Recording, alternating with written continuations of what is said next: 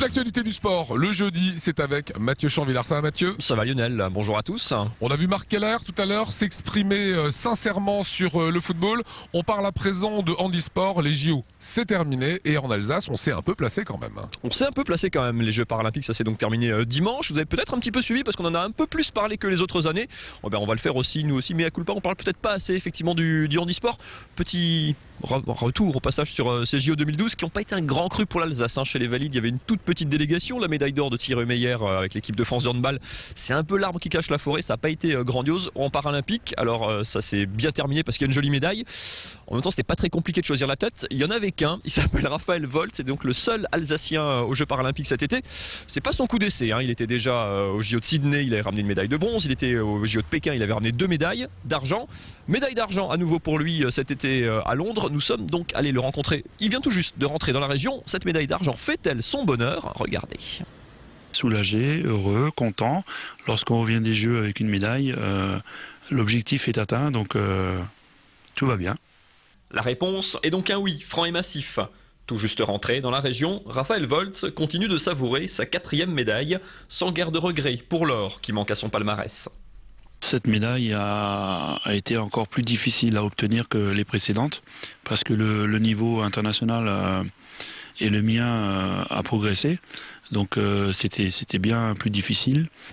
L'autre satisfaction, c'est d'avoir pu vivre ces Jeux entourés de ses proches, d'avoir vécu aussi l'engouement sans précédent autour de ces Jeux paralympiques, une vraie nouveauté après l'indifférence des débuts.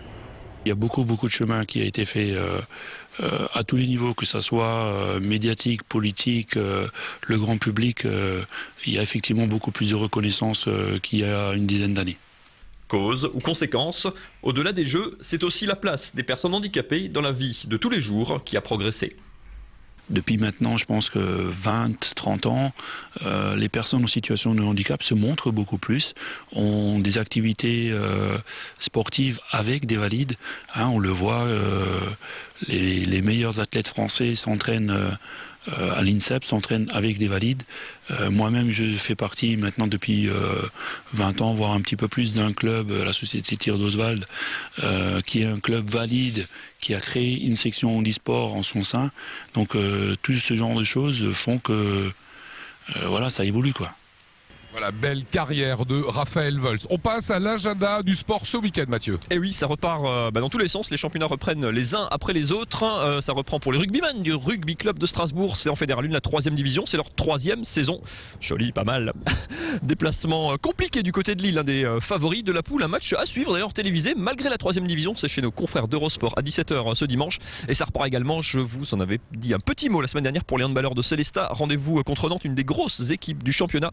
Célestat Nantes, samedi soir, 20h30 à Célestat. Voilà, et je rappelle que tous les résultats, ce sera ce lundi dans Top Sport. Oui, lundi soir, 19h35. On ira justement faire un tour du côté du handball pour cette nouvelle saison qui commence. On parlera également de football. Et puis on se penchera sur le côté un petit peu économique de la chose. La crise a-t-elle des répercussions sur les clubs alsaciens? La réponse clairement est oui. On en parlera donc lundi soir.